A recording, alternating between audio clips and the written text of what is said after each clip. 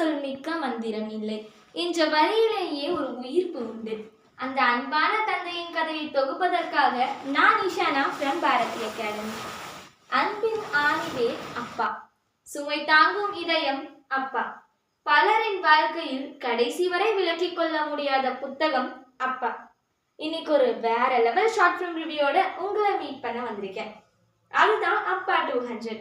ஒவ்வொரு குழந்தையோட first hero as well as the best ஹீரோவா இருப்பது அவங்க அப்பா தான். அப்படிப்பட்ட அப்பாவோட ஸ்டோரியை தான் இன்னைக்கு நம்ம பார்க்க போறோம். சரி, வாங்க ஸ்டோரிக்குள்ள போவோம். இந்த ஸ்டோரி ஒரு ரியல் இன்சிடென்ட். அந்த பையனோட சின்ன வயசுல அவன் கேட்ட எல்லா விஷயத்தையும் செஞ்சு கொடுத்தவரு அவங்க அப்பா. அவன் வளர்ந்த அப்புறம் அவன் எப்படி அவங்க அப்பாவை பார்த்துக்கிட்டான் அப்படின்றது தான் இந்த ஸ்டோரி. இந்த ஃபிலிம் 2020ல ரிலீஸ் ஆயிருக்கு. அவனும் வளர்ந்த அப்புறம் சும்மாலாம் சொல்லக்கூடாதுங்க, நல்லாவே பார்த்துக்கிறான். ஒரு நல்ல வேலையில இருக்கான், நல்ல சம்பளமும் வாங்குறான். அவனும் அவங்க அப்பா அவனை பார்த்துக்கிட்ட மாதிரியே அவங்க அப்பாவும் பார்த்துக்கிறான். நல்லா போயிட்டு இருந்த லைஃப்ல வந்த ட்விஸ்ட் தாங்க இந்த கொரோனா பீரியட். அந்த பேண்டமிக்ல யாருமே வெளியே வர முடியாத சிச்சுவேஷன். அந்த பையனுக்கும் வேலை இல்லாம போயிடுச்சு. அப்ப வந்த பிரச்சனை தாங்க வண்டிக்கு டியூ கட்டுறது. டியூ வாங்க வந்தவரும் கட்டியே ஆகணும்னு சொல்லிடுறாரு.